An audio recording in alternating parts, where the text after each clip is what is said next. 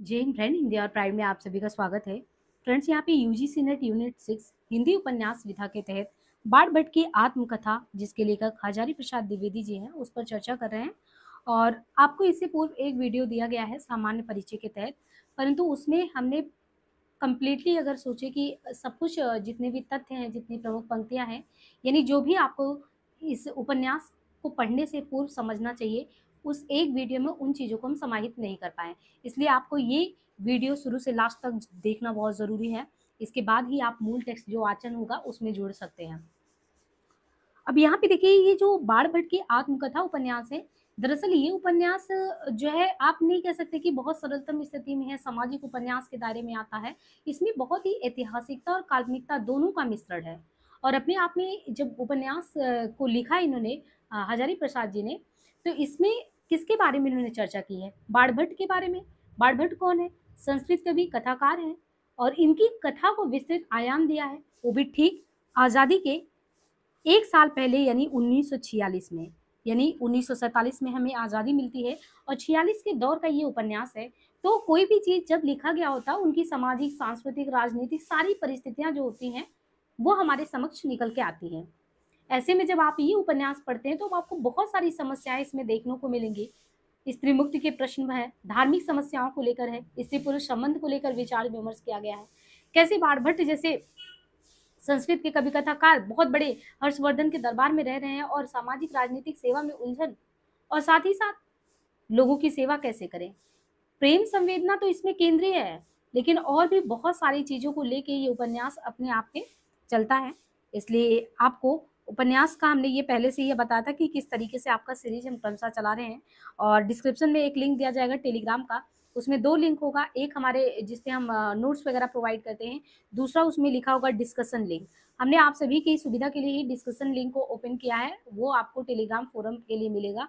वहाँ पे जैसे ही उपन्यास खत्म होगा, हम एक आध घंटे निकाल के बीच में कभी कभी आप लोगों से ऑडियो कॉलिंग पे डिस्कस कर लेंगे। उसमें सारी लोगों, जितने भी कैंडिडेट हैं जुड़ना चाहेंगे, उनकी बातें वहाँ पे रखी जाएंगी, तो वो सुविधा होगा। बाकी लाइव क्लास में आप सुविधा अनुसार जुड़ सकते हैं, जब भी लाइव क्लास हो 7 बजे इवनिंग में रखेंगे इसका। अब यहाँ पे देखिए, ये तो आपका हमने बताया कि विषय वस्तु किस तरीके से जो है हम आपके पाठ्यक्रम को लेके चलने वाले हैं। अब यहाँ भी आपको एक चित्र दिखाई दे रहा है ताकि ये समझ में आए, इसीलिए हमने ये चित्र लगाया हुआ है यहाँ पे। एक तरफ तो भट्टिनी राजकुमारी और एक तरफ निपुणिका। इनके संबंध में अभी तक आपको कुछ जानकारी खास हुआ नहीं। दरअसल यहाँ पे जो बाढ़ भट्ट जी हैं, तो बाढ़ भट्ट जी के बारे में हमने क्या बताया कि ये विशिष्ट प्रेम संवेदना को लेके कैसे साकार रूप देने वाले संस्कृत कवि कथाकार बाढ़ भट्ट जी के जीवन प्रसंगों को कथा का विस्तृत आयाम देके यहाँ पे अंकित किया गया है। ऐसे में स्वयं जो बाढ़ भट्ट जी हैं, इनके प्रेम के दो रूप का वर्णन किया गया है कि जीवन में हमारे प्रेम के कोई एक पक्ष नहीं, दो रूप अगर देखना चाहे तो उसके साक्षात रूप, मूर्ति रूप में आप देखेंगे बाण भट्ट जी को। बाण भट्ट जी को क्यों? क्योंकि यहाँ पे जो स्वयं बाण भट्ट जी हैं, ये प्रेम दर्शन करते हैं। एक तरफ यहाँ पे पात्र आएगी निपुणिका, इसका नाम न्यूनिया भी है, तो एक प्रेम दर्शन बाण भट्ट का है और दूसरा न्यूनिया का है। न्यूनिया भी है, कुछ महामाया, सुचरिता, बाबा काल भैरव, ऐसे कुछ और लोग भी आते हैं। प्रेम के संबंध में एक शारीरिक प्रेम होता है, एक अशारीरिक प्रेम होता है। आपने सूफी काव्य में पढ़ा होगा कि किस तरीके से हम लौकिक जगत में खोए हुए हैं और ईश्वर तक पहुंचने के लिए पारलौकिक जगत की कामना करते हैं। वैसे ही कुछ आप देख सकते हैं यहाँ पे जो ये बाणभट्ट जी हैं, इनका प्रेम दर्शन शरीर के प्रति नहीं है, अशरीरी प्रेम है, भावनात्मक जुड़ाव है और प्लेटोनिक है। और वही चीज और भी पात्र इसमें देखेंगे, महामाया है, बाबा है, ये सब शरीरी प्रेम की बात करते हैं, शरीरी और संकोच रहित प्रेम की बात करते हैं। तो उपन्यास में आपको दो प्रेम की दृष्टि देखने को मिलेगा, एक शरीरी प्रेम, एक श्रद्धाजन प्रेम, एक भक्तिजन प्रेम। कोई शरीरी प्रेम को तवज्जो देता है, कोई अशरीरी को। तो दोनों ही दृष्टियों से आप देखेंगे। और ये पूरा कथा जो है बाण भट्ट है, इनके अलावा भट्टिनी राजकुमारी जो कि बंदी गृह से इनको छुड़वाना होता है, और निपुणिका, इन तीनों के इर्द गिर्द घूमता है। बहुत ही प्रभावशाली चरित्र चित्रण के माध्यम से जो है प्रेम संवेदना के गहरे तत्वों को समझाता चलता है। प्रेम और स्त्री पुरुष में संबंध क्या है, वो महामाया के विचार से आपको पता चलेगा। महामाया अपने विचारों को लेकर प्रगल्भ है, परबट वही देखे तो बाणभट्ट वो बहुत विनम्र है। माया जो यहाँ पे एक चरित्र है, वो विचार प्रस्तुत करती जाती है, और बाणभट्ट अपने विचारों का निर्वाह करते जाते हैं। और बहुत से सारे पात्र आपको यहाँ पे देखने को मिलेंगे। तो इसमें प्रेम संवेदना ना स्त्रियों के प्रति ऐसे दृष्टिकोण आपके अंदर एक तरीके से उभार के लाएगा कि हमें प्रेम संवेदना को दायित्व बोध ने प्रगल्भ नहीं होने दिया, शोचनीय स्थिति पैदा कर दिया है। अब क्योंकि आपके जो एग्जाम में पूछा जाता है वो बहुत ही in depth one liner question भी पूछे जाते हैं, तो हम मूल टेक्स्ट पे जब आएंगे तो हम ये सारी चीजों को तो आपको समझाएंगे, लेकिन हमें सिर्फ इस समय ध्यान देना है कि आपको एक भी इम्पोर्टेंट पॉइंट छूटे नहीं।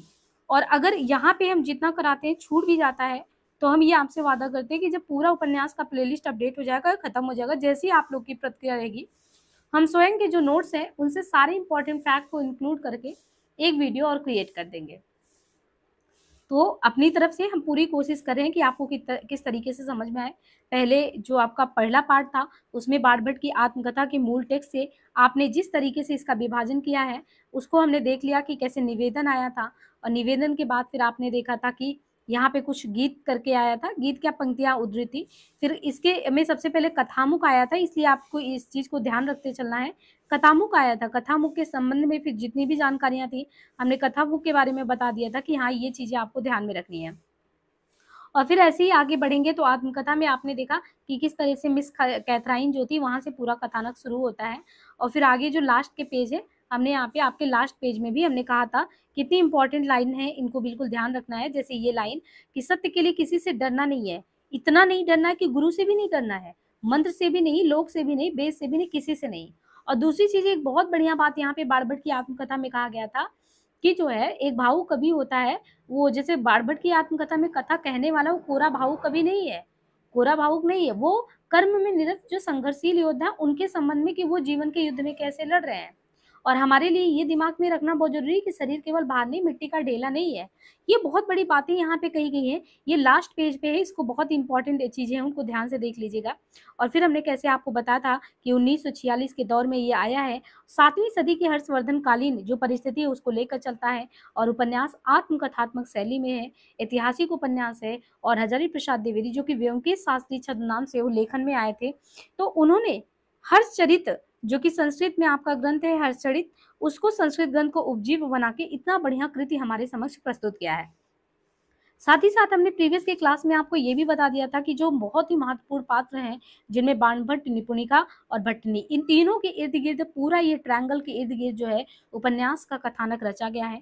लेकिन आपको बहुत ही दर्शन के जो छोटी छोटी चीजें हैं बताने वाले उसमें गौड़ पात्रों के नाम कई आते हैं, है ना, अघोर, गरो, लोरिक, सुगत भद्द, महामाया, सुचरिता और भी हर्षवर्धन, कृष्णवर्धन, विग्रह, क्योंकि हर्षवर्धन कालीन जितने भी लोग हैं उन सारे लोगों का जिक्र किया गया है। फिर कथा के संबंध में हमने बताया था कि कैसे 20 उच्छ्वासों में डिवाइड करके लिखा गया है, और उसमें भी आप देखते हैं कि हर एक चरण में अलग अलग चीजें हैं। चरण पहले में क्या होता है कि कैसे स्थाड़ीश्वर में बाणभट्ट और निपुणिका मिलते हैं, फिर ये पता चलता कि नहीं हमको तो एक भट्टनी है, राजकुमारी है, तुअर मिल की कन्या, उनको कैद कर लिया गया है। फिर ये होता है कि छुड़ाना पड़ेगा, तो छुड़ाने के लिए भट्टनी निपुणिका को गंगा मार्ग से नौका द्वारा मगध ले आता है। फिर वहाँ पे जो है ये लोग लोरिक देव के घर पहुंचते हैं। फिर ये होता है कि चलो हम हर्ष के दरबार में कुछ व्यवस्था करते हैं, क्योंकि मतलब ऐसे दूतों से लड़ना है तो कैसे लड़ेंगे।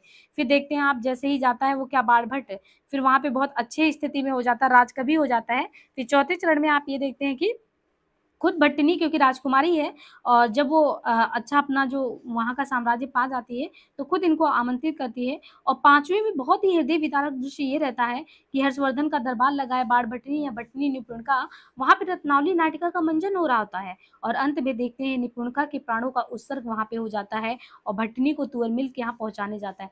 बहुत ही मतलब जब पूरा उपन्यास आप पढ़ेंगे तो लगेगा हमने कितनी इंपॉर्टेंट चीजें छोड़ दी है। अब यहाँ पे प्रमुख पंक्तियों पे हम बाद में आएंगे, इसके पहले हम आपको जो सारांश है ना, पूरा उपन्यास का सारांश कराएंगे। इसके बाद यहाँ पे बहुत इंपॉर्टेंट पंक्तियां आपके लिए दी गई हैं आपके नोट्स के अकॉर्डिंग, लेकिन फिर भी हम क्रमशः देखें तो इसे तुरंत नहीं कराएंगे।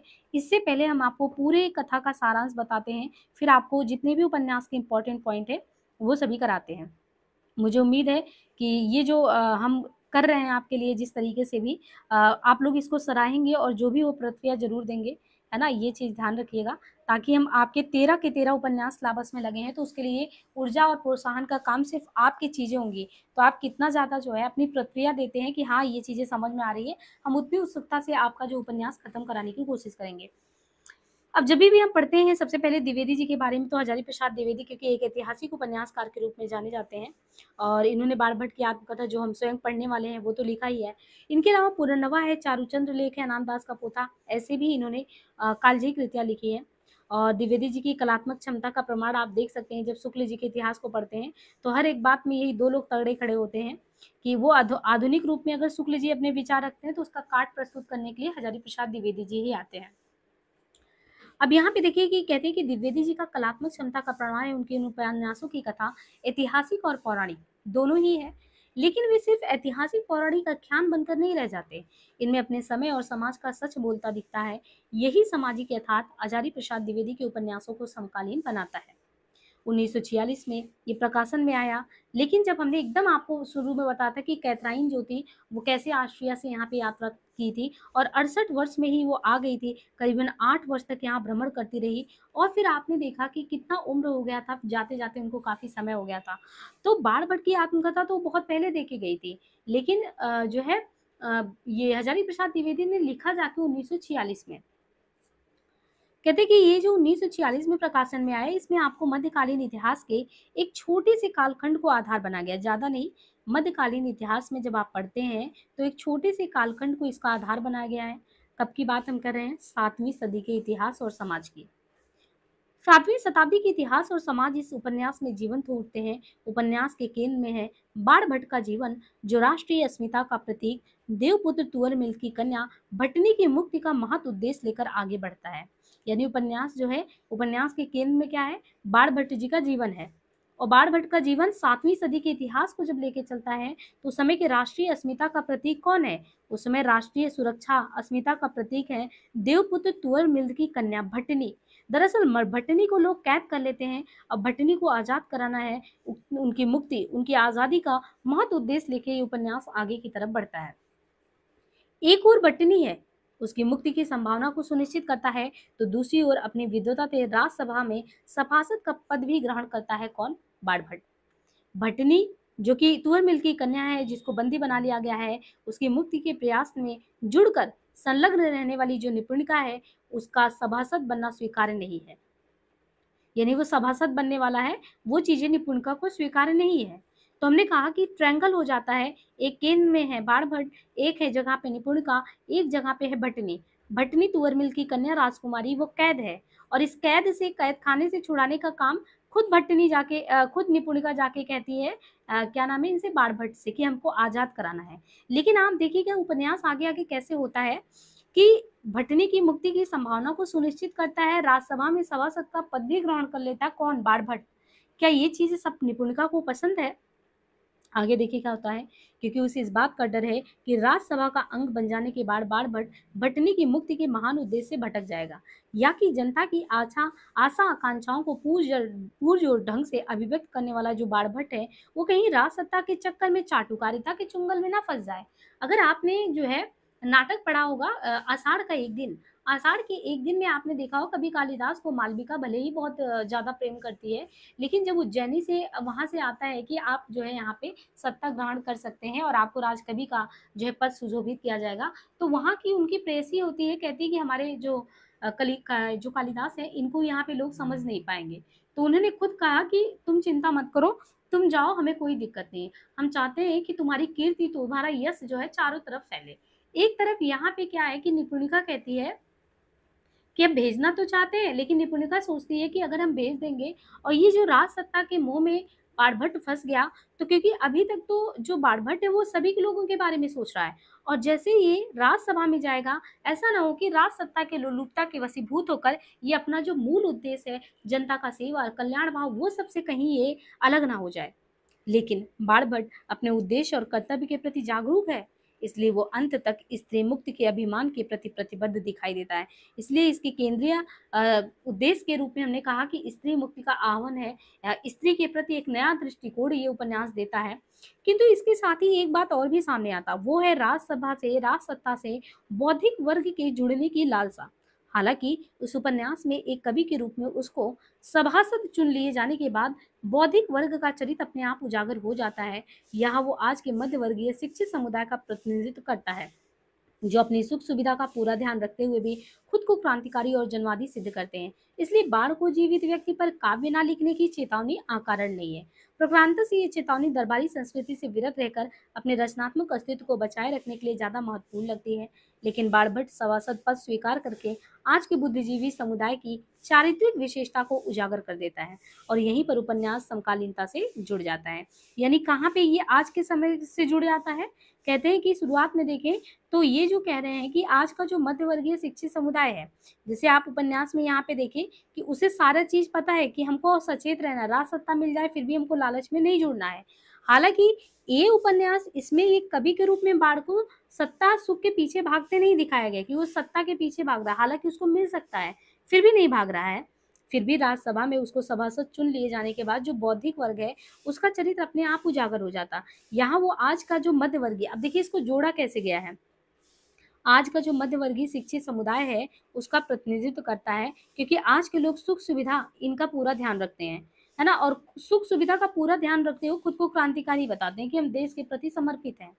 इसलिए बाढ़ भट्ट को जीवित व्यक्ति पर काव्य न लिखने की चेतावनी अकारण नहीं है। बात से ये चेतावनी दरबारी संस्कृति से अलग होकर अपने रचनात्मक अस्तित्व को आज भी बनाए रखी है। क्यों? क्योंकि कहती नहीं है कैथराइन, आज भी बाढ़ भट्ट तो जिंदा है, हर जगह पे बाढ़ भट्ट मिल जाएगा। कैथराइन, मिस कैथराइन कहती नहीं है उनसे, हजारी प्रसाद द्विवेदी से, और उस समय हजारी प्रसाद द्विवेदी ने अपने उसमें निवेदन में और फिर आमुख में लिखा है कि हम तो समझ ही नहीं पाए कि उन्होंने क्यों कहा कि आज भी सारे बाढ़ भट्ट जिंदा है। कहती, लेकिन वो अलग रूप में है।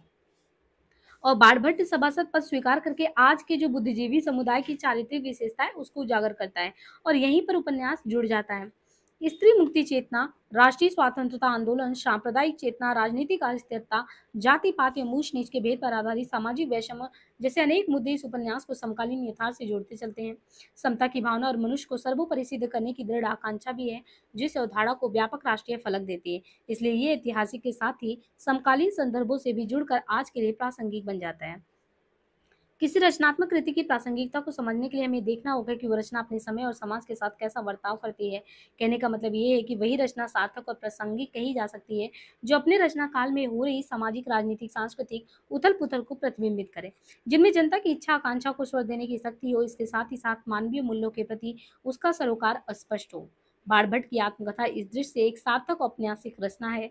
हर्षकालीन इतिहास से सामग्री लेकर उपन्यास की रचना की गई है। उपन्यास में सामंती समाज का चित्रण है जो ऐतिहासिक दृष्टि से उपयुक्त और प्रामाणिक सा लगता भी है। इसमें आपको देखने को क्या मिलेगा? हर्षवर्धन की राजसभा है। हर्षवर्धन की राजसभा के विख्यात कवि हैं बाढ़ भट्ट। जब ये कथानक शुरू होता है तो कौन कौन आपको दिखता है? 7वीं सदी की बात की जा रही है, एक दरबार है और दरबार में किसकी सभा है? ये हर्षवर्धन का राजसभा है। विख्यात कवि कौन है इसके केंद्र में? विख्यात कवि बाढ़ भट्ट है, उसको केंद्र में रखा गया है। तो हर्षवर्धन के राजसभा में विख्यात कवि बाढ़ भट्ट हैं।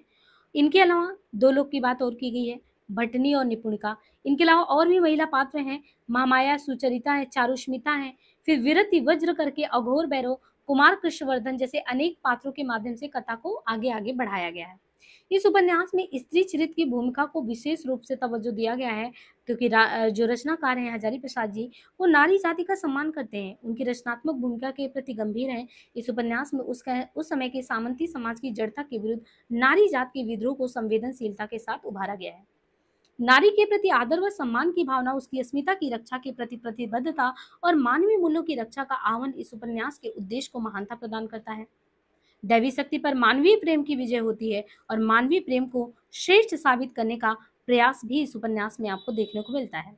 इनके अलावा भी और भी चीजें मिलेंगी, मनुष्य की जिजीविषा है ना, और इनके अलावा भ्रष्ट व आताताई सत्ता कैसे होता है, मूल्यहीन समाज क्या है, राजनीतिक उथल पुथल क्या है, धार्मिक सांप्रदायिक कट्टा, महत्वाकांक्षा, परस्पर संघर्ष, चाटुकारिता, दूसरी तरफ भ्रष्ट सत्ता के खिलाफ बगावत करना, और साथ ही साथ सांप्रदायिक राजनीति, राष्ट्रीय सुरक्षा, परंपरागत मूल्य, ये सारी चीजें, वो भी ये नहीं कि ऐतिहासिकता का आवरण देके 7वीं सदी का लिखा गया, बल्कि ये सभी वर्तमान संदर्भों से जोड़कर आपके सामने रखा जाएगा।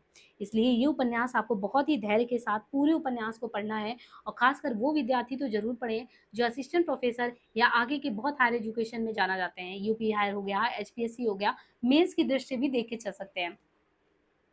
देखिए, बाढ़ भट्ट की आत्मकथा में लेखक ने क्या किया कि जितनी भी सारी गलत वर्जनाएं हैं, रूढ़ियां हैं, भ्रांत है, उन सबसे सचेत करता है लोगों को। क्योंकि हमारे यहाँ पे ना देखा जाए तो हजारों वर्षों से बहुत सारी चीजें चली आ रही हैं, जैसे वेद शास्त्र, जात बिरादरी, गुरु, स्वर्ग, नरक, राज, सिपाही, है ना, यहाँ से पटवारी से लेके कैलाश से आंगन की तुलसी में 33 करोड़ देवताओं के आतंक से लोग ललकारते रहते हैं। तो ये सब जो मानव विरोधी चिंतन है, इनका जबरदस्त खंडन भी यहाँ पे करके दिखाया गया है। और एक चीज जो सबसे बड़ी बात यहाँ पे बताई गई है कि मानव देह केवल दंड भोगने के लिए नहीं बना है यार, ये विधाता को सर्वोत्तम सृष्टि बनाने के लिए है। तो ये बहुत बड़ी बात है। मैं जिसे अपने जीवन का सबसे बड़ा कलुष समझती थी, वही मेरा सबसे बड़ा सत्य है। विशेषताओं को छिपाना, उनसे डरना, लज्जित होना ये उचित नहीं है, बल्कि मनुष्य धर्म का पालन ही बृहत्तर मानव समाज के हित में है। और बाण भट्ट की आत्मकथा पढ़ते वक्त कबीर के अनभय साचा को भी जीवन दृष्टि के रूप में देखने को मिलता है। यानी किसी से भी नहीं डरना। आपने आमुख में ही देखा कि किसी से भी नहीं डरना, गुरु से भी नहीं, मंत्र से भी नहीं, लोक से भी नहीं, वेद से भी नहीं। बाबा बाण भट्ट जीवन को ये मूल मंत्र देते क्यों है? क्योंकि इस चराचर जगत में कोई तो अंतिम सत्य है नहीं, कोई कुछ भी बता के चला जा रहा है। तो वेद शास्त्र समय की गति से नहीं बदलते, इसलिए आप प्रासंगिक हो जाते हैं। किसी व्यक्ति के प्रति आपको अंधी आस्था करनी ही नहीं है, चाहे गुरु ही क्यों ना हो, जब तक आपकी आस्था प्रबल ना हो। और वो मनुष्यता के प्रति आस्था आपकी प्रबल होनी चाहिए। और एक आचार्य वसुभूति यहाँ पे हैं, जिनका ये कथन भी आएगा कि क्या ब्राह्मण और क्या श्रमण, मनुष्यता तो दोनों जगह विरल है कुमार। यानी ब्राह्मण हो या श्रमण हो, तो इसमें तनिक संदेह नहीं कि सांप्रदायिक मत, विधि विधान, सारी चीजों की बात इसमें की गई है। अब यहाँ पे प्रेम संबंधी दृष्टिकोण, ये पूरे उपन्यास में आप देखेंगे तो प्रेम संबंधी दृष्टिकोण को भी दिखाया गया है, और भी बहुत सारे मुद्दों पे ये बात करता है ना। और इस तरीके से हम पहले इनके बारे में ही कथानक देख लेते हैं। प्रेम संबंधी दृष्टिकोण में आपको पूरे कथानक का संक्षेप सार मिलेगा। दरअसल जो बाण भट्ट की आत्मकथा है, इसमें प्रेम को उच्च भावभूमि पर प्रतिष्ठा मिली है। हमने पहले ही बताया भट्टिनी और निपुणिका के माध्यम से कैसे भट्टिनी को आजाद कराया जाता है, और जीवनरत संघर्ष में निपुणिका बाण का साथ देती है। तो एक तो इसमें प्रेम को उच्च भाव पे दिखाया गया है, क्योंकि बाण भट्ट स्वयं कहता है कि मैं स्त्री शरीर को देव मंदिर के समान पवित्र मानता हूँ। ये पंक्तियां आपसे डायरेक्ट एग्जाम में पूछ लिया जाता है, इसलिए आपको बहुत ही गंभीरता से सुनना है। बाण भट्ट क्या कहता है स्त्री के संबंध में कि मैं स्त्री शरीर को देवता की मंदिर के समान पवित्र मानता हूँ। वो नारी को विलास की नहीं, करुणा की मूर्ति मानता है। कितनी बड़ी बात उसने कही कि ये अगर आप समझो कि नारी जो है एक तरीके से विलास की वस्तु है, तो मैं तो ये नहीं कहता कि नारी जो है यहाँ पे अगर देखा जाए तो नारी जो है विलास की वस्तु हो सकती है, बल्कि नारी को जब भी आप देखेंगे तो करुणा की मूर्ति के रूप में आपको दिखाई देगी। और इसलिए आपको नारी को जब भी देखना है, वो किस रूप में देखना है? नारी को जब भी आपको देखना है, वो करुणा की मूर्ति के रूप में ही देखना है। वही रूप आपको नारी का संपूर्ण रूप दिखा सकती है। तो यहाँ पे ये बहुत बड़ी बात इन्होंने नारी के संबंध में कहा। दूसरी चीज, ये प्रेम जो है ना, ये देह कामना से बहुत हद तक निरपेक्ष है, उसके सापेक्ष नहीं है। भटनी और एकाधिकार की वो कामना यहाँ दिखाई नहीं देती जो विकारों को पल्लवित करती है। यानी जब भी पुरुष और स्त्री मिलते हैं तो जिस तरीके से तुरंत वो प्रेम की कोरी कल्पना करते हैं, दैहिक प्रेम की बात करते हैं, यहाँ पे बाण भट्ट की आत्मकथा में सिरे से खारिज करती है भट्टिनी वो उस प्रेम को। बाण भट्ट में उसको सिरे से खारिज कर देता है। क्यों? क्योंकि भट्टिनी और बाण भट्ट दोनों ही प्रेम को शारीरिक तृप्ति के माध्यम नहीं मानते। इसलिए प्रेमास्पद पर एकाधिकार की कामना यहाँ नहीं दिखती जो लोगों के अंदर विकार भाव जन्म लेती है। यहाँ पे भट्टिनी और बाण भट्ट, इनका प्रेम अछूछड़ बना रहता है, क्योंकि प्रेम का ये लोकोत्तर चरित्र है जिसमें विश्व के कल्याण की भावना निहित है। मैं ऐसा काव्य लिखता हूँ कि स्वयं हजारी प्रसाद जी कहते हैं कि मैं ऐसा काव्य लिखता हूँ कि युग युग तक इस पवित्र आर्य भूमि में नारी सौंदर्य की पूजा होती रहे और इस पवित्र देव प्रतिमा को अपमानित करने का साहस कोई ना कर सके।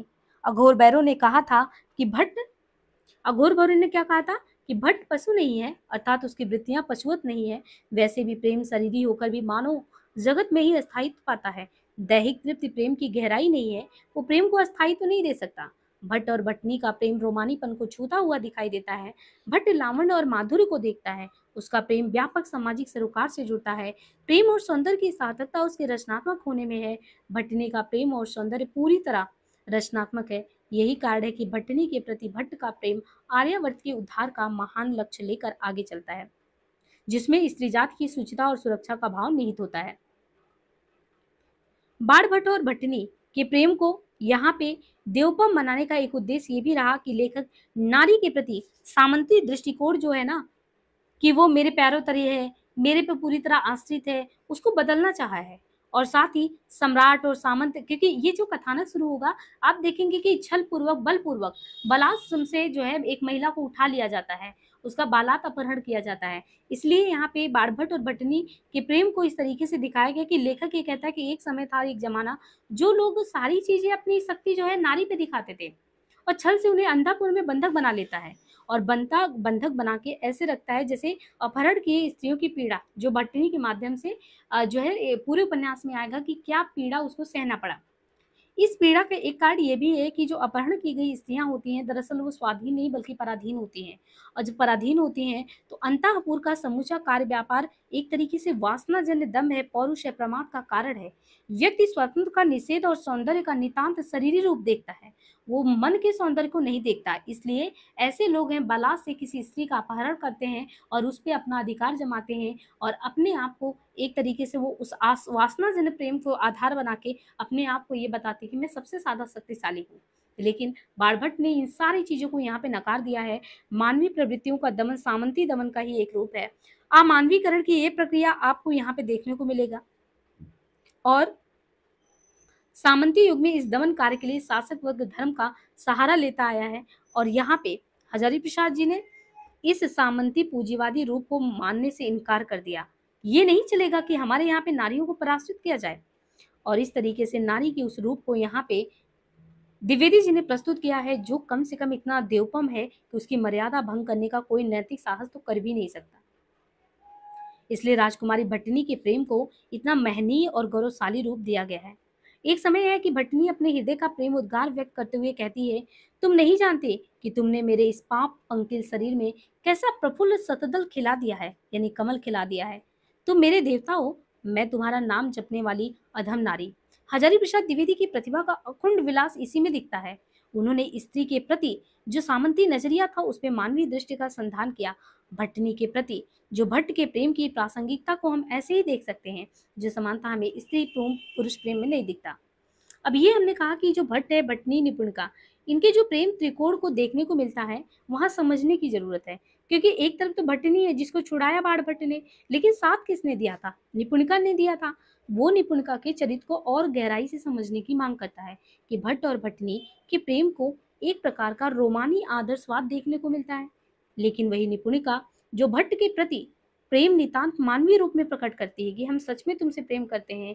हालांकि शारीरिक तृप्ति की मांग यहाँ भी नहीं थी, लेकिन जो भट्टनी थी, भट्टनी की अपेक्षा निपुणिका के प्रेम में मुखरता ज्यादा थी।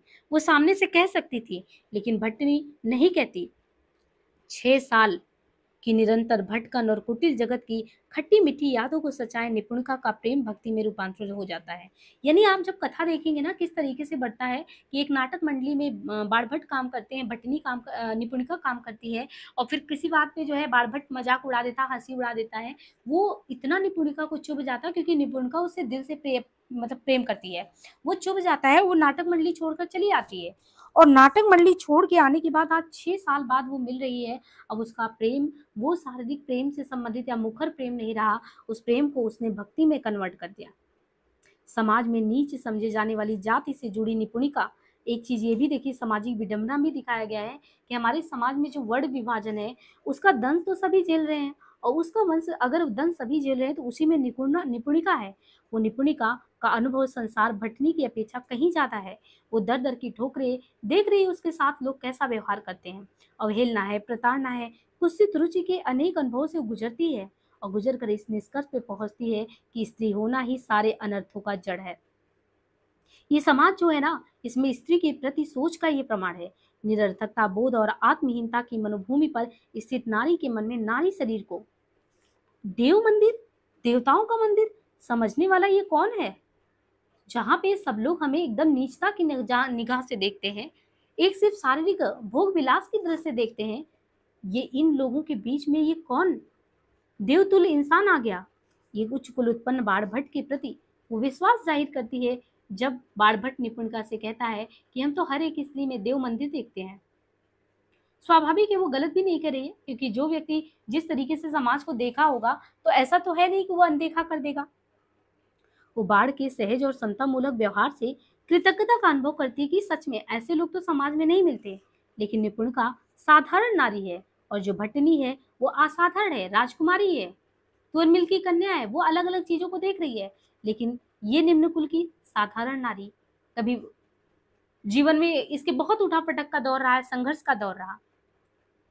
तो विषम परिस्थितियों से गुजरने के बाद भी भट्टनी का जो अभिजात्य है वो तो जीवित है, लेकिन न्यूनिया वो तो अभिशप्त वर्ग की नारी है। इसलिए बाणभट्ट के सहज मानवीय व्यवहार से उसमें साहस और विश्वास का तो संचार होता है, लेकिन वो अपने विकारों को नहीं दबा पाती। विकार मतलब कि एक तरीके से विकार के रूप में ही अगर आपका जो मानसिक ग्रंथि है अपने आप में वो नियंत्रण में नहीं है तो उसको मानसिक विकार के रूप में ही देखा जाएगा। तो एक तरफ यहाँ पे ये बता रहे हैं कि जो भट्टनी है राजकुमारी है, जैसे कोई सुशिक्षित है वो अपने भावनाओं पे नियंत्रण कर लेता है, वो दिखाता नहीं है। लेकिन जो समाज से जनजीवन से बहुत करीब से दुत्कारी हुई स्त्री है, उसको आप खुद गहराई से समझो ना, वो मुंह फटे हाल सबसे कह देती है सब कुछ। इसलिए न्यूनिया जो है अपने विकारों से ग्रस्त है, वह उन्हीं के सहारे बाढ़ भट्ट के प्रेम को प्राप्त करना चाहती है। कौन चाहती है? न्यूनिया। वो कहती है मैं तुम्हारा करावलंब चाहती हूँ। नारी का जन्म पाकर केवल लांछन पाना ही सार तो नहीं है। तुमने ही मुझे आनंद की ज्योतिष कड़िका दी थी, तुम ही मुझे तेज की चिंगारी द्वार। इस तेज की चिंगारी का एक निहितार्थ है, उसके मन में सामंती शोषण और दमन के विरुद्ध घोर प्रतिशोध का भाव है। बाणभट्ट का सानिध्य उसे सामंती अत्याचार के विरुद्ध लड़ने का साहस देगा। ये चीज निपुणिका अपना प्रेम बाणभट्ट को समर्पित करके ये कहती है कि अपना अवलंब दो, मैं तुम्हारे सहारे ये जो सामंती शोषण का चक्रव्यूह है रचा गया है उसको तोड़ना चाहती हूँ, जहाँ पे दर दर स्त्री का शोषण हो रहा है। लेकिन फिर आप बाणभट्ट का पक्ष सुनेंगे। जहां तक निपुणिका के प्रेम का संबंध है, वो बाढ़ के प्रति तमाम श्रद्धा और भक्ति के बावजूद सामाजिक समता के धरातल पर है। वो चाहती है कि वो मिल जाए। निपुणिका नाई जाति की, नापित जाति की है, यानी नापित जाति की कन्या है, और ब्राह्मण वहीं पे कौन है? बाणभट्ट। यानी बहुत ज्यादा वर्ण विभाजन में, आधार में अंतर। निपुणिका नाई जाति, निम्न कुल की कन्या, बाणभट्ट ब्राह्मण जाति का। इन दोनों में प्रेम और समानता का भाव दिखाकर उपन्यासकार यानी हजारी प्रसाद जी ने युग की अपेक्षाओं को चरितार्थ किया है।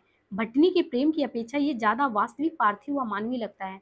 उसमें वासना तो नहीं है, किंतु देह कामना का नितांत अभाव भी नहीं दिखता। यानी वासना की बू तो नहीं आती, लेकिन ऐसा भी नहीं है कि देह की कामना नहीं है। निपुणिका का ये कहना ही इस चीज का घोतक है कि निर्दय तुम बहुत बार बताया था, यानी उसने कहा बाणभट्ट से, निर्दय तुमने बहुत बार बताया था कि तुम नारी देह को देव मंदिर के समान पवित्र मानते हो, पर एक बार भी तुमने समझा होता कि ये जो मंदिर तुम्हारे सामने बना हुआ है वो हाड़ मांस का है, ईट चूने का नहीं। तुम मेरी भावनाओं को नहीं समझ सकते। जिस क्षण मैं अपना सर्वस्व लेकर इस आशा से तुम्हारी ओर बढ़ी थी कि तुम उसे स्वीकार कर लोगे, उसी समय तुमने मेरी आत्मा को धूलिसात कर दिया। उस दिन मेरा निश्चित विश्वास हो गया कि तुम जड़ पाषाण पिंड हो, तुम्हारे भीतर ना देवता है, ना पशु है, ना एक अड़िग जड़ता है। तुम कुछ नहीं कर सकते, तुम नहीं समझ सकते कि स्त्री के मन की बात। दरअसल निपुणिका का जो प्रेम था वो पूरी तरह से मानवीय संवेदना से युक्त था। वो दैव धरातल की बात नहीं कर रही थी। वो ये मान रही थी कि हम इंसान के रूप में जन्म लिए हैं और इसमें भावनाएं उत्पन्न होती हैं, और भावनाओं को अगर किसी का अवलंब मिलता है तो क्यों ना वो अपना अवलंब दे हमें। लेकिन बाणभट्ट वो कहता है नहीं, हम स्त्री को देवतुल्य समझते हैं। ऐसे में वो अपने प्रेमास्पद नितांत मानवीय स्तर का प्रेम चाहती है, लेकिन इस मामले में बाणभट्ट की दृष्टि बिल्कुल साफ है और वो निपुणिका के बढ़े हुए कदम को एकाएक रोक देता है। रुको, भट्टनी और बाढ़ का प्रेम। अब देखिए यहाँ पे एक तो निपुणिका उसे प्रेम करती है, सब कुछ अपना समर्पण करना चाहती है, लेकिन जब भट्टनी से बाणभट्ट की मुलाकात होती है तो भट्टनी और बाणभट्ट में प्रेम तो है, पर वो खुलेआम कहने वाली नहीं है। क्यों? अभिजात कुल की है, राजकुमारी है, अपने भावनाओं पर नियंत्रण कर सकती है, तो वो प्रेम मौन और निगूढ़ रह जाता है। सुरुचि, संयम और मर्यादा का उल्लंघन तो निपुणिका भी नहीं किया, लेकिन वो गोपनीय भाव नहीं रखती। एक व्यक्ति है, यानी आप तीनों में प्रेम के संबंध में देखेंगे, एक है कि पूरे प्रेम को भावोद्गार कर देती है, लेकिन वही दूसरा आप देखेंगे तो दूसरा नहीं करती है। निपुणिका और बाणभट्ट के प्रेम का महत्व इस बात में है कि यह दलित और ब्राह्मण के प्रेम का समर्थन करता है। निपुणिका और बाणभट्ट के प्रेम के माध्यम से जो हमारे यहाँ पे जाति संबंधी दायरे हैं उनको दिखाने के लिए ये भी बताया गया है कि आप प्रेम को एक उदात्त रूप में भी देख सकते हैं, जातीय बंधन से बात के ना देखें। तो यहाँ पे बाणभट्ट के प्रेम, अगर बाणभट्ट का प्रेम आप ये मानते हैं कि ब्राह्मण का प्रेम है, तो वहीं पे निपुणिका का दलित और ब्राह्मण के प्रेम का समर्थन भी करता है। बाणभट्ट दलितों में लक्षित होने वाली मानवीयता का समर्थन करता है, इसलिए वह निपुणिका को प्रेम का पात्र समझता है। मतलब ये है कि बाणभट्ट परंपरागत रूढ़िवादी मूल्यों को अस्वीकार करते हुए दलितों की मनुष्यता को जिस ऊंचाई तक ले जाना चाहता है, वो एक हो तो तत्कालीन सामंती समाज व्यवस्था का अतिक्रमण करता है, तो दूसरी तरफ वर्तमान के लिए उच्च मानवीय मूल्यों की स्थापना भी। इस प्रेम संबंध की सततता आज भी उतनी ही है जैसे बाणभट्ट के जीवन काल में थी। कहना नहीं होगा कि प्रेम का ये स्वरूप हृदय के सत्य को सर्वोपरि मानते हुए आगे बढ़ता है। जहाँ समता, न्याय और आदर की भावना हो, वहीं इस प्रेम की संभावना की तलाश की भी जा सकती है। हजारी प्रसाद द्विवेदी ने बाणभट्ट के चरित्र को इस लिहाज से गढ़ा है कि उसके हृदय में राजा और रंग, ब्राह्मण और शूद्र सभी के प्रेम को स्थान मिल सकता है। ये आज की सामाजिक समता का ज्वलंत मुद्दा है, क्योंकि लोग अपने आप को जाति विभाजन में कोई श्रेष्ठ मान रहा है, किसी को निम्न कुल का मान रहा है, वो मनुष्य मनुष्य को मनुष्य नहीं मान रहा है। इसलिए बाण भट्ट के इस माध्यम से कि ये बताया गया कि जो भी समाज के उपेक्षित वर्ग है, चाहे वो निपुणिका है, वो बाण भट्ट के अप्रत्याशित प्रेम व्यवहार से कृतकृत्य हो जाती है, उसे अपना हृदय दे बैठती है। क्योंकि समानता लोग नहीं मानते ना, अपने को ब्राह्मण वर्ग मानते तो वो कभी भी निपुणिका का साथ नहीं देता।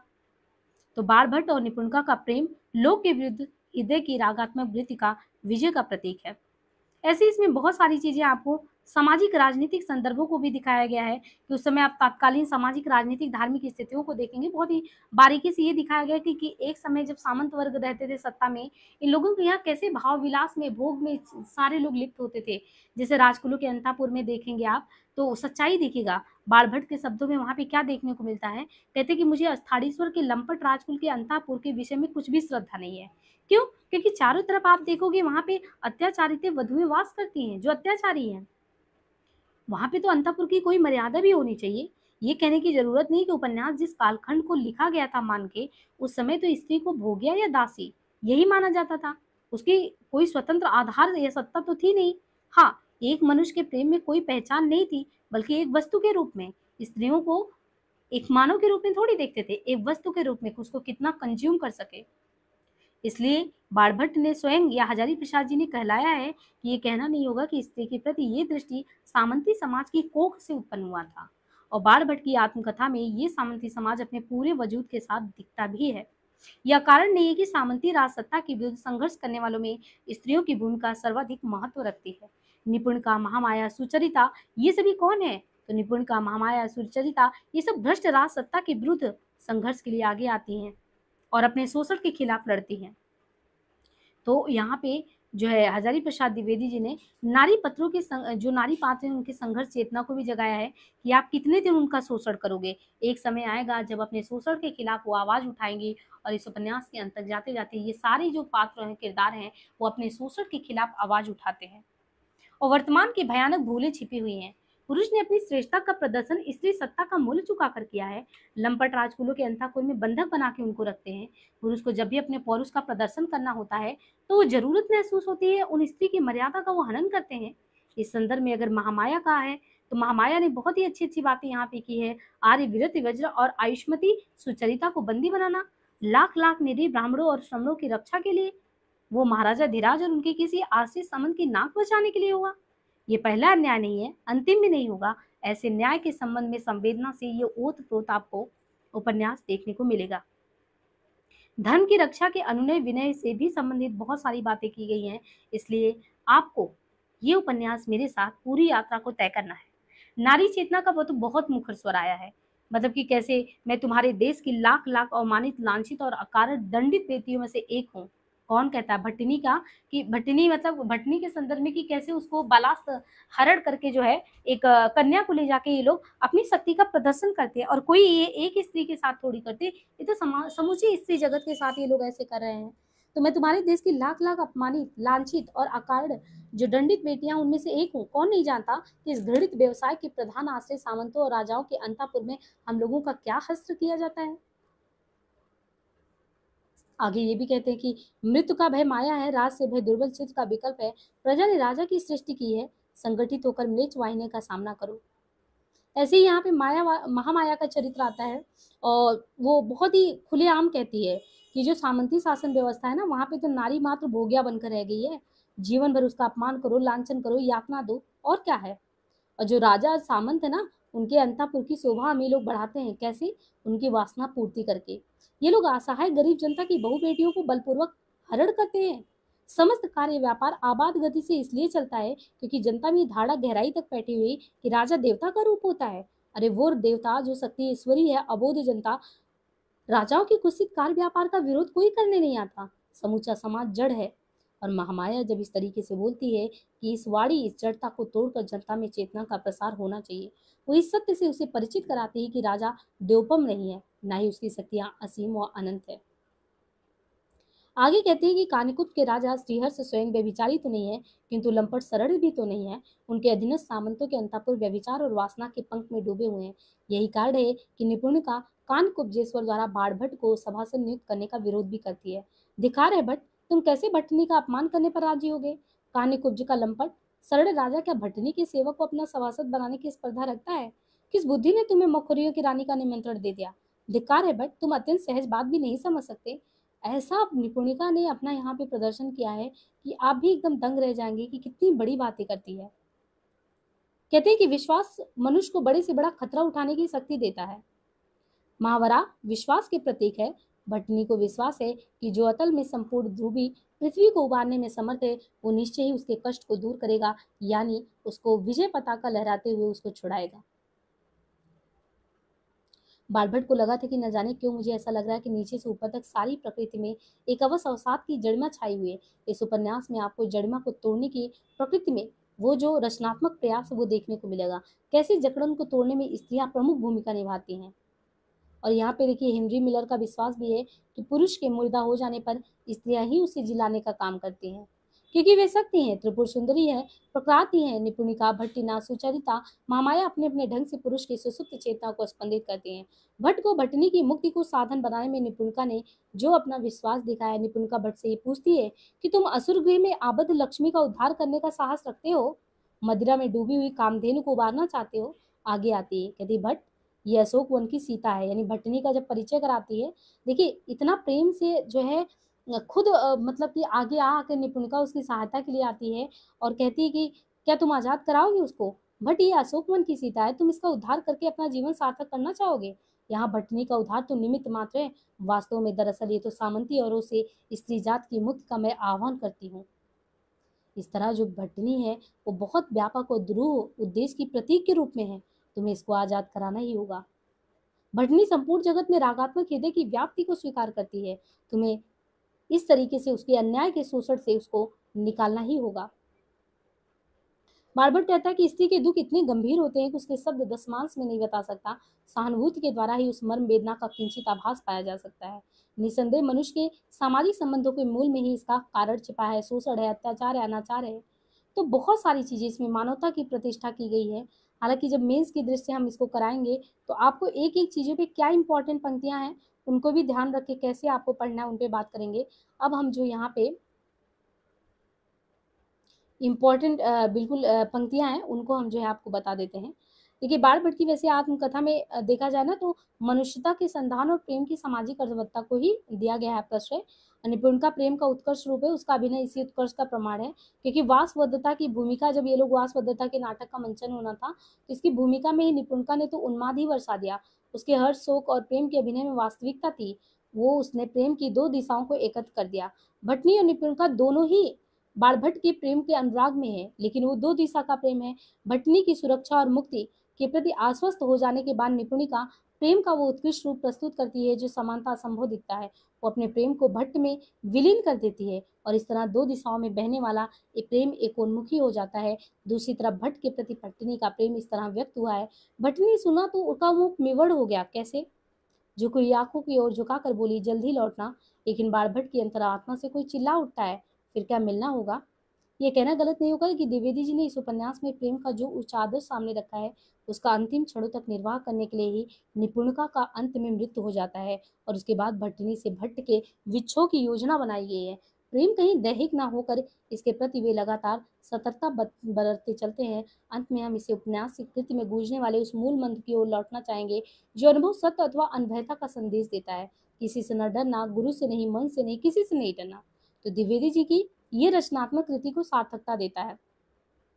क्योंकि हमारे यहाँ पे जितनी भी परंपराएं आपको दे दी है उसमें सत्य क्या है, असत्य क्या है, जिसको आप बिल्कुल अपने बुद्धि विवेक से सोचना नहीं चाहते, जो लेख लोग वेद करुण मन की वर्जनाओं से मनुष्य को मुक्त रखने का आह्वान करता है, कोई अंतिम सत्य नहीं है। लोक और वेद भी एक सीमा के बाद अनुपयोगी और बाधक बन जाता है। इसलिए जब बाढ़ महावरा की मूर्ति को डूबने से बचाने की बात करता है, तब बाबा उसे दिखाते हुए कहते, तू पाखंडी, यदि महावरा समुद्र में डूबी हुई पृथ्वी को उबारने का सामर्थ्य रखता है, तो उनकी मूर्ति के जलमग्न होने पर मोह कैसा। जरूरत है मनुष्यता को डूबने से बचाने की, इसलिए बाढ़ सचेत होकर कहता है कि मैं प्राण देकर भटनी को जरूर बचाऊंगा। भटनी की मानवता की रक्षा का महत्व उद्देश्य है। भटनी मानवीय मूल्यों का प्रतीक है, यहाँ पे प्रेम और करुणा का भी।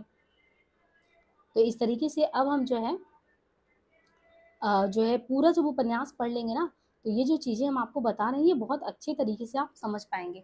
मुझे उम्मीद है कि ऐसा आप जल्दी नहीं पढ़े होंगे जिस तरीके से यहाँ पे पढ़ाया जा रहा है, लेकिन हमें ये भी उम्मीद है कि जो भी गंभीर विद्यार्थी अगर ये लेक्चर सुनेंगे तो ज़रूर सराहेंगे कि हमने इस दृष्टि से इसको पढ़ा ही नहीं, है ना। तो सबको आमंत्रित करते हैं कि जो लाइव क्लास हो उसमें आप लोग ज़रूर जुड़े, ठीक है। बाकी मेरे टेलीग्राम से जुड़ जाइए, बराबर आपको सूचना मिलती रहेगी।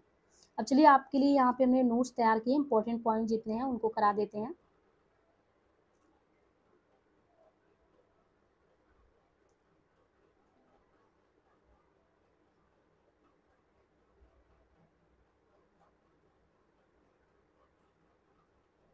एक मिनट।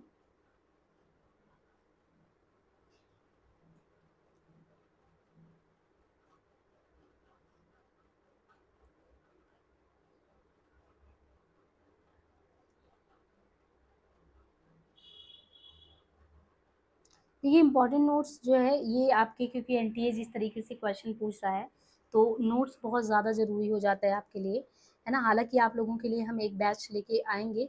बैच मतलब नॉमिनल फी में होगा, बैच बहुत ज़्यादा हाई फाई ऐसा कुछ नहीं, बस गाइडेंस प्रोग्राम होगा। अभी तो जो टेलीग्राम का लिंक दिया आप जुड़ जाइए, वहाँ पे हम बीच बीच में आप लोग का एक डाउट्स क्लियरिंग सेशन लेते रहेंगे।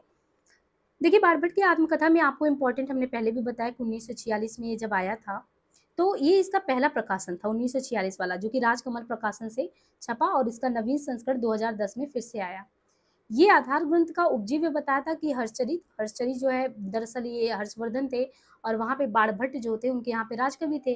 तो बाणभट्ट की आत्मकथा द्विवेदी जी जिन्होंने लिखा है, ये एक ऐतिहासिक उपन्यास है और ग्रंथ का आधार है हर्षचरित, है ना। हर्षचरित जो लिखा गया, इसके अलावा बाणभट्ट का कादम्बरी भी है, रत्नावली भी, तो और भी रचनाएं उन्होंने रची है, लेकिन इसका आधार जो बाणभट्ट की आत्मकथा है उसके आधार में हर्षचरित है। दूसरी चीज, बाणभट्ट की आत्मकथा का जो पात्र है बाणभट्ट, वो हर्ष कुमार, कृष्णवर्धन, निपुणिका, महामाया, भट्टनी, राजश्री, देवपुत्र, तुअरमिल, सुचरिता, अघोर गौरव, अघोर भैरव, ये सभी आपको पात्र देखने को मिलेंगे बाणभट्ट की आत्मकथा के पात्र में।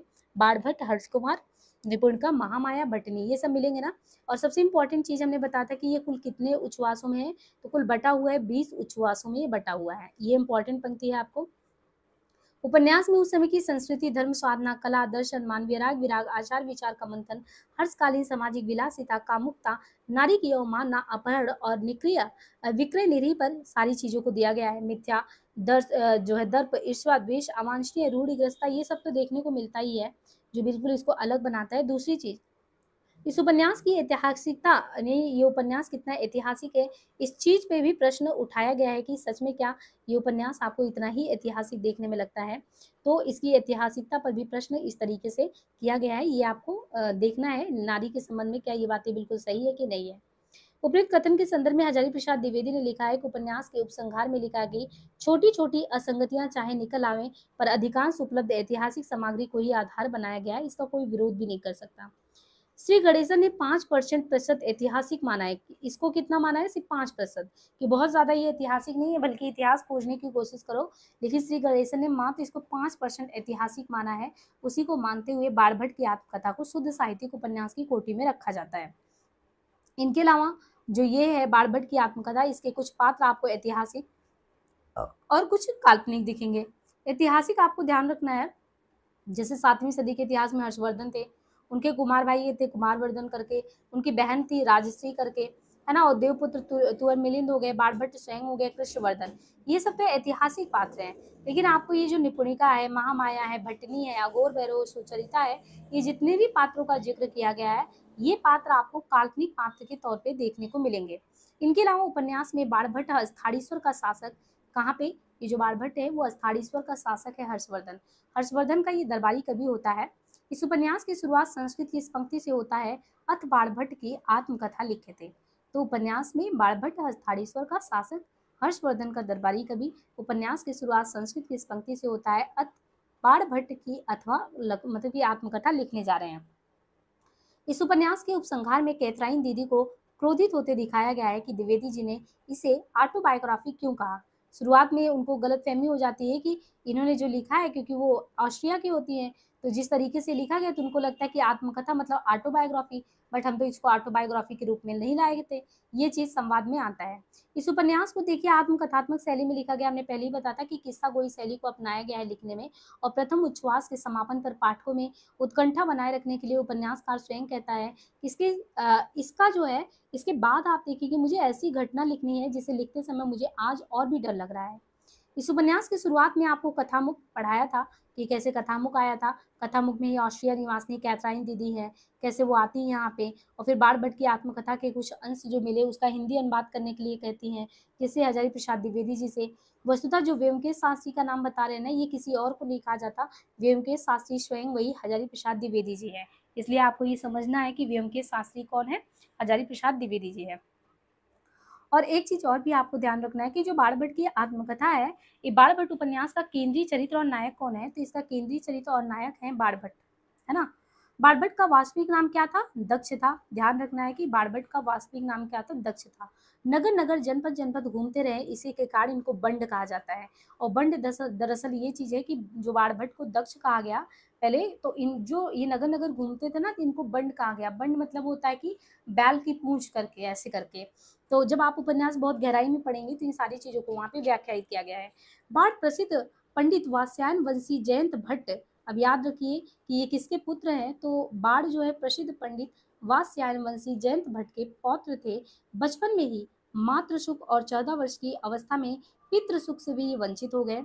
अस्थिर चित्त वाले बाण कवि हृदय के कारण साथ ही सौंदर्य के उपासक थे। यानी एक तो अस्थिर चित्त वाला जो बाण कवि, वो हृदय होने के कारण ही सौंदर्य के उपासक भी थे। बाण भट्ट को निपुणिका की जो अंगुली थी और आंखें बहुत अच्छी लगती थी। किसको, बाण भट्ट को क्या क्या अच्छा लगता था निपुणिका की, उनकी आंखें, उनकी उंगलियां जो बहुत आकर्षक लगती थी। बाण भट्ट को भट्टनी के सौंदर्य में परमात्मा के सौंदर्य दिखते थे। यानी उसका प्रेम किसी के प्रति भी शारीरिक और वासनाजन्य प्रेम तो था नहीं, इसलिए बाण भट्ट को जो भट्टनी का सौंदर्य था उसमें परमात्मा के सौंदर्य का अंश दिखता था। बाण भट्ट निपुणिका में मित्रवत व्यवहार करता है, किंतु भट्टनी के प्रति वह भक्ति भाव रखता है। तो दो प्रेम के दो चीजों को दिखाया गया है कि एक तो निपुणिका है, निपुणिका को ये मित्र समझता है, और जब भट्टनी जो राजकुमारी तुअरमिल की कन्या है, इनको ये भक्ति भाव से देखता है। बाण की प्रशंसा निपुणिका और भट्टनी दोनों करती है, और दोनों उसके प्रति अनुरक्त भी है। सौंदर्य सौंदर्य प्रेमी बाण जो है वो नारी की पवित्रता, गरिमा, सम्मान को विशेष महत्व देता है। साथ ही साथ बाण के चरित्र में आपको साहस, विवेकशीलता, भावुकता, संघर्षशीलता, पर दुख आदरता, पौरुष, प्रत्युन्नति, ये सभी गुण भी नजर आते हैं। और बाण भट्ट निपुणिका की नाटक मंडली छोड़ने से इतना व्यथित हो जाता है कि वो क्या करता है, नाटक मंडली को ही तोड़ डालता है जब निपुणिका नाराज होकर चली जाती है। बाण भट्ट निपुणिका के आग्रह पर भट्टनी की रक्षा कैसे करता है, भट्टनी की रक्षा करने के लिए निपुणिका ही बाण भट्ट का चुनाव करती है। और बाण भट्ट ईश्वर पर विश्वास रखने वाला एक आस्तिक प्राणी है। वस्तुतः इस उपन्यास के नायक बाण भट्ट वो कोरा भावु कभी नहीं, वरन कर्म निरत और संघर्षशील जीवन का योद्धा है। इसके लिए शरीर केवल भार नहीं है, मिट्टी का ढेला भर नहीं है, बल्कि उससे भी बड़ा वो शरीर को मानता है, और उसके मन में आर्यावर्त के उद्धार का निमित्त बनने की तीव्र बेचैनी भी है। भट्टनी देवपुत्र तुअरमिल की अत्यंत रूपवती कन्या है, जिसका छोटा राजकुल द्वारा बलात् अपहरण कर लिया जाता है। पूरा कथानक यहीं पे चलता है। जो भट्टनी होती है, ये देवपुत्र तुअरमिल की अत्यंत रूपवती कन्या होती है, और कन्या जिसका छोटा राजकुल द्वारा बलात् अपहरण कर लिया जाता है। उपन्यास में भट्टनी का परिचय इस प्रकार दिया गया है कि विषम समर विजयी वाल्मीकि विमर्दन प्रत्यंड वाणव देवपुत्र तुअरमिल की ये कन्या है। भट्टनी का पूरा नाम क्या है, भट्टनी का मूल नाम चंद्रदिधि है। भट्टनी नाम निपुणिका कर दिया गया है। भट्टनी का निपुणिका के द्वारा बाण से संपर्क होता है। माँ वरा की आराधिका भट्टनी किसकी आराधना करती है, माँ वरा की आराधिका है भट्टनी। भट्ट को अपना अभिभावक भी मानती है। इसके आचरण में एक स्वाभाविक गंभीरता और औदात्य का समावेश भी है। भटनी जो कि नगरहार से पुरुषपुर, पुरुषपुर से जालंधर और फिर आगे दस्युओं के साथ घूमते हुए अस्थाड़ीश्वर के छोटे राजकुल में लाई जाती है। तो इसको देखिए कहाँ कहाँ से ये लोग बंदी बना के कैसे कैसे वहां पे पहुंचाते हैं। निपुणिका इस उपन्यास की नायिका है जो एक अस्पृश्य जाति की कन्या थी और जिसका विवाह कान्विक वैश्य के साथ हुआ जो भड़भूजे से सेठ बन गया है। निपुणिका 1 वर्ष के अंदर ही विधवा हो गई है और ससुराल वालों की प्रताड़ना से घर भी छोड़ दी है। निपुणिका की बाढ़ भट्ट से पहली मुलाकात कब होती है? तो पहली मुलाकात उज्जैनी की नाटक मंडली में होता है और बाढ़ इसे भी नाटक मंडली में शामिल कर लेता है। निपुणिका एक कुशल अभिनेत्री है और वो नाटक में वासवदत्ता की भूमिका निभा करती है। अच्छा, ये नाटक वासवदत्ता नहीं बल्कि वो भूमिका निभा करती है जो खेलने वाले नाटक मंडली में ये लोग खेल रहता है, उसमें ये बनती है वासवदत्ता की भूमिका में होती है। बाढ़ भट्ट की हंसी को अन्यथा लेकर निपुणिका नाटक मंडली को छोड़कर चली आती है। निपुणिका अपने हृदय रूपी मंदिर में बाढ़ भट्ट रूपी देवता को स्थापित कर लेती है। निपुणिका से बाढ़ भट्ट की अगली मुलाकात कब होती है? तो 6 साल के बाद वो भी अस्थाड़ीश्वर में, जहाँ निपुणिका क्या होती है, पान की दुकान चला रहती है। क्योंकि जब वहां से भागी थी ना तो बाढ़ भट्ट ने बहुत खोजा लेकिन इसको पाया ही नहीं और 6 साल बाद अचानक अस्थाड़ीश्वर में मिलती है पान की दुकान पे। एक बार निपुणिका और भट्टनी दोनों को गंगा में डूबने से बाण भट्ट बचाता है। निपुणिका बाण भट्ट को अपना गुरु मानती है। निपुणिका का एक नाम न्यूनिया भी है और दोनों ने मिलकर भट्टनी का उद्धार किया। निपुणिका न्यूनिया का संपूर्ण जीवन संघर्षों से घिरा है। वो घर से भागी, नाटक मंडली से भागी, मदन श्री के यहाँ से भागी, समाज से भागी। उसको लोग भ्रष्ट समझते थे। अंततः उसने देव मंदिर के तुल्य स्वामी के रूप में जो है अपने मन मंदिर में किसको, बाण भट्ट को स्थान दिया। इस उपन्यास में एक जहाँ पे सरस्वती मंदिर का भी जिक्र आता है, जहाँ पे प्रतिवर्ष मनाए जाने वाले मदनोत्सव का, यदि मदन उत्सव करके फेस्टिवल है, उसका वर्णन किया गया है। इस उत्सव में गणिका चारुष्मती का नृत्य होता है और कई देशों के कवि हैं, कलाकार हैं, नर्तक हैं, सब यहाँ पे आते हैं।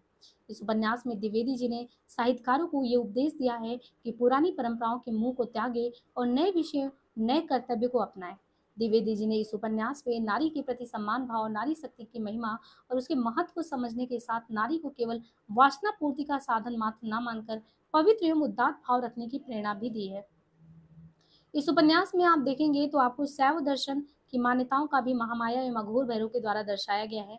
बाणभट्ट की आत्मकथा में कुछ इंपॉर्टेंट आपको पंक्तियां जो कि याद करना है, समझना भी है। देखिए, निपुणिका बहुत अधिक सुंदर नहीं थी, है ना। देखा जाए तो कोई राजकुमारी तो थी नहीं, निम्न कुल की कन्या थी। तो निपुणिका बहुत अधिक सुंदर नहीं थी। उसका रंग अवश्य शेफाली, ये थोड़ा सा अलग हुआ। उसका रंग अवश्य शेफाली के कुष्मांडल के रंग से मिलता था, परंतु उसकी सबसे बड़ी जो चारुता, सुंदरता थी, उसकी संपत्ति उसकी आंखें और उंगलियां थी जो बहुत ज्यादा बाणभट्ट को प्रभावित करती थी। उंगलियों को मैं बहुत महत्वपूर्ण सौंदर्य उपासना समझता हूँ, ऐसा बाणभट्ट कह रहे हैं। जो भटनी है, क्योंकि राजकुमारी है, भटनी के चारों ओर एक अनुभव रास ही लहरा करती है। मैं थोड़ी देर तक उस शोभा को देखता रहा। मन ही मन मैंने सोचा कि कैसा आश्चर्य है, विधाता कैसे रूप विधान बनाता है। मैं नारी सौंदर्य को संसार की सबसे अधिक प्रभाव उत्पादनी शक्ति माना रहा हूँ। नारी सौंदर्य पूज्य, वो देव प्रतिमा है। ये कहना किसका है? बाणभट्ट जी का कहना है। देवी, तुमने निश्चय ही वो शक्ति जिससे म्लेच्छ जाति का हृदय संवेदनशील बनेगा, उसमें उच्चतर साधना का संचार किया होगा। वे सम्मानित भूमि का सम्मान सीखेंगे। ये बाणभट्ट भट्टनी के प्रति कहता है। और भट्टनी बाणभट्ट के प्रति क्या कहती है? तुम्हारे निष्कलुष हृदय को देखकर ही मुझे सेवा का प्रशस्त मत मिला है। हम जरूर सेवा करेंगे आगे चल के।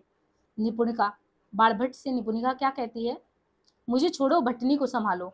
यानी किसने? निपुणिका ने कहा बाणभट्ट से कि मुझे छोड़ो, तुम मेरे पीछे मत पड़ो, तुम भट्टनी को संभालो। हाँ भट्ट, मेरे भाग आने के कारण तुम ही हो, परंतु दोष तुम्हारा नहीं है, दोष मेरा है। निपुणिका तब बताती जब वो पूछता है कि तुम भाग क्यों आई थी।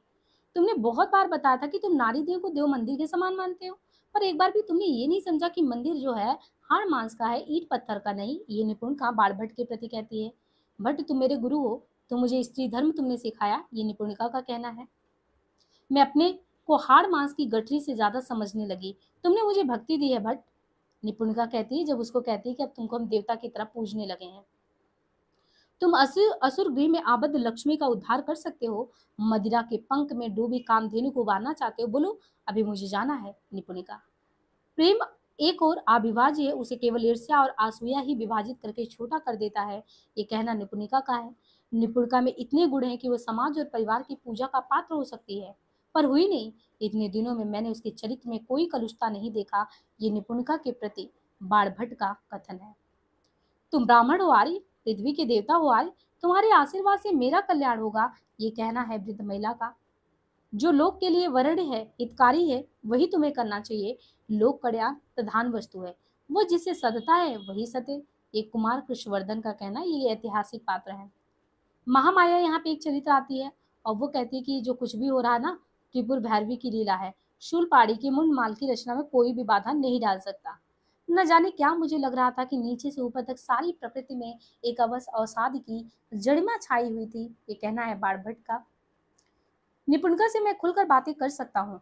भटनी के सामने मुझ में एक प्रकार की मनोकारी जाणिमा सी आ जाती है। ये बाणभट्ट का कहना है, यानी निपुणता से मित्रवत व्यवहार करता है। तो जो भी हो कि एक मित्र के सामने तो आप सब कुछ कह सकते हो, लेकिन कहते हैं कि जैसे हमारे सामने वो क्या नाम भटनी आती है राजकुमारी, उसके सामने मतलब मैं जड़ सा हो जाता हूँ कि मैं क्या कहूँ, मैं कह ही नहीं पाता। इतनी पवित्र राशि किस प्रकार इस कलुष धरित्री में संभव है। ये बाणभट्ट बटनी के संबंध में कहता है कि किस तरह इस अंतापुर में इसको कैद कर लिया गया है। बाणभट्ट कहता है कि वैराग्य इतनी बड़ी चीज है कि प्रेम के देवता को उसकी नैनाग्नि में भस्म करा के ही कभी गौरव का अनुभव करे। साधारणतः जिन स्त्रियों को चंचल और कुलभ्रष्टा माना जाता है, उनमें एक दैवी शक्ति भी होती है। ये बात लोग क्यों भूल जाते हैं, मैं नहीं भूलता। मैं स्त्री शरीर को देव मंदिर के समान पवित्र मानता हूँ। ये कहना बाणभट्ट जी का है। मैं अपनी बुद्धि से अनुचित उचित की विवेचना करता हूँ। मैं मोह और लोभ बस किए गए समस्त कार्यों को अनुचित मानता हूँ। मैं बड़भागी हूँ जो इस महासालिनी राजबाला की सेवा का अवसर पा चुका है, यानी भटनी को एक तरीके से आजाद करके और राष्ट्र सेवा में उसको ले जाने के लिए। तो वो कहता है कि मैं बड़ा कृतज्ञ हूँ और निपुणिका ही लेके आती है। और बाणभट्ट ये भी कहता है कि क्या संसार की सबसे बहुमूल्य वस्तु इसी प्रकार अपमानित होती रहेगी, यानी भटनी वगैरह की एक तरीके से स्त्री जात का ऐसे ही लोग जो है अपमान करते रहेंगे। मैं अकिंचन हूँ, साधनहीन हूँ, पथभ्रष्ट हूँ। मेरे पास है ही क्या जिससे तुम्हारी पूजा करूँ। तुम देवी हो, 100 बार प्रतिवाद करो तो भी देवी हो। इस कलुष पंकिल संसार सागर की प्रफुल्ल पद्मनी, इस धूलि धूसर वन भूमि की मालती लता। बाणभट्ट ये कहते हैं भटनी के प्रति उनका भावोद्गार होता है। बाणभट्ट भटनी के प्रति ये भी कहता है, देवी पावक को कभी कलंक स्पर्श नहीं करता, यानी आपको, और दीप शिखा को अंधकार की कालिमा नहीं लगती। जानवी की वारिधारा को धरती का कलुष स्पर्श नहीं करता। देवी श्यारों के स्पर्श से सिंह किशोरी कलुषित नहीं होती। चोटियों के स्पर्श से कामधेनु अपमानित नहीं होती। चरित्रहीनों के बीच वास करने से सरस्वती कलंकित नहीं होती। ये कहना है बाणभट्ट भटनी के प्रति। तुम सच्चे कवि हो, मेरी बात गांठ बांध लो। तुम इस आर्यावर्त के द्वितीय कालिदास हो। ये कहना है बटनी बाणभट्ट के प्रति कहती है। मैंने प्रथम बार अनुभव किया कि मेरे भीतर एक देवता है जो आराधक के अभाव में मुरझाया हुआ छिपा बैठा है। ये कहना है बटनी का।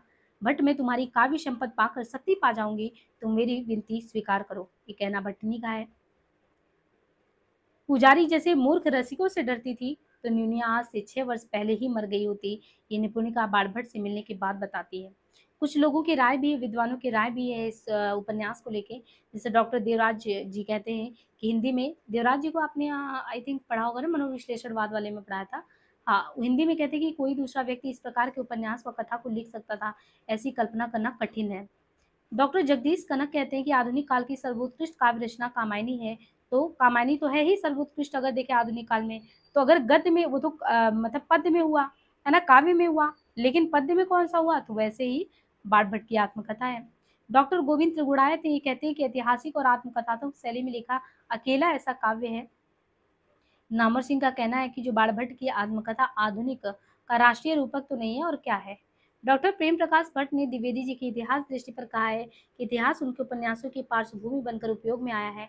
बीच के तथ्य, घटना, प्रसंग तत्कालीन जीवन की भास्वर जो छवियां है उनके साथ विशद ब्यौरा को अंकित करती है। और इस तरीके से देखें तो इस इतिहास जिससे यह स्खलित भी नहीं हुआ है।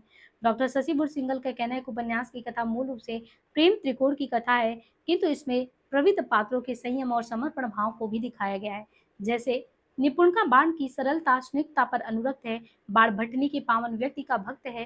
तीनों पात्र अपनी भावना को व्यक्त कर उसकी गरिमा कम नहीं करते।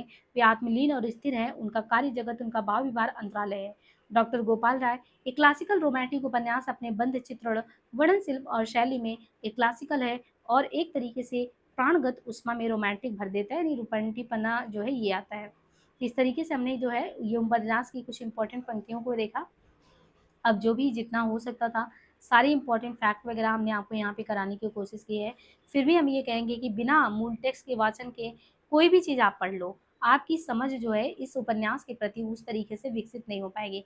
इसलिए यहाँ पे आपको देखिए मूल टेक्स्ट जल्दी ही हम ये बाड़भट्ट की आत्मकथा का टेक्स्ट आपको कराने वाले हैं, और जो है इवनिंग में हम इसको बाड़भट्ट की आत्मकथा का टाइमिंग रख देते हैं 7 बजे, ठीक है? 7 बजे अगर आप लोगों को जो भी मैं तो ये कहती हूँ कि अगर आप शुरुआत कर रहे हैं तैयारी के दौर में और फर्स्ट टाइम आपने बाड़भट्ट की आत्मकथा को उठाया है, तो आप लोगों से यही कहेंगे कि आप लोग लाइव क्लास में आओ, है ना? लाइव क्लास की एक बात अलग होगी कि आप अपने क्वेश्चन को, अपने संदेह को रख पाओगे, और इस समय हम आपको चैनल पे उपन्यास विधाओं में मानस कांस भी करा रहे हैं, गोदान भी करा रहे हैं। तो जैसे-जैसे कराए जाएँ आप बिल्कुल तेज़ी से हमारे साथ वैसे ही बढ़ते जाओ, है ना? क्योंकि देखो मूल टेक्स्ट आप पढ़ लोगे ना, तो फिर आपको एग्ज़ाम में किसी भी तरीके से दिक्कत नहीं होने वाला है। जिस तरीके से आजकल देख रहे हो एग्ज़ाम एनटीए पूछ रहा है, ये सोचो कहीं का वन लाइनर फैक्ट पढ़ लोगे तो कल्याण हो जाएगा, ऐसा संभव नहीं है। और आपको टेलीग्राम का यहाँ पे एक नीचे लिंक दिया जाएगा, उसमें लिखा हुआ है कि डिस्कशन ग्रुप है। डिस्कशन ग्रुप के बारे में हमने यही बताया है कि आप लोग धैर्य के साथ उस ग्रुप में आएँगे, जब उपन्यास वगैरह खत्म हो जाएगा, किसी-किसी दिन हम चर्चा का टाइम रखेंगे। उसमें आपके जितने भी क्वेश्चन हो सकते हैं, आप हमसे पूछ सकते हैं। ठीक है? इस तरीके से हम वहाँ पे चला रहे हैं। बाकी यहाँ पे जो लाइव क्लास है उसको प्लेलिस्ट में अपडेट कर देंगे, आप अपनी सुविधानुसार भी देख सकते हैं। बहुत सारे हैं जो वर्किंग फेज में हैं, क्या अदर जगहों पे, तो हम उनकी समस्या को समझ सकते हैं। बाकी जो भी बिगिनर स्टूडेंट है, थोड़ा भी आप टाइम इधर-उधर करते हो, आप 7 बजे जो है टाइमिंग्स जो रख दिए हैं, 7 बजे आ जाना, आराम से 7 से 9 इसको कर लेंगे, इसके बाद गोदान उपन्यास बचा उसको कर लेंगे। ठीक है? तो हम जे जितना भी मेहनत कर पा रहे हैं आपके साथ, क्योंकि उपन्यास एक-एक 300, 400, 500 पेज का होता है, जिसको समानता आप चैनल पे पढ़ने को नहीं आपको देखने को मिलता। तो एक बेड़ा हमने उठाया है और मुझे उम्मीद है कि आप लोग इसमें प्रॉपर अपना साथ देने वाले हैं, है ना? तो आज के लिए इसको हम यहीं पे वीडियो को एंड करते हैं, और जल्द ही हम नेक्स्ट जो है आपका आएगा, उसमें हम उपन्यास को जो है उपन्यास विधा को जो है शुरू कर देंगे। ये चीज़ आपको ध्यान रहे। ठीक है?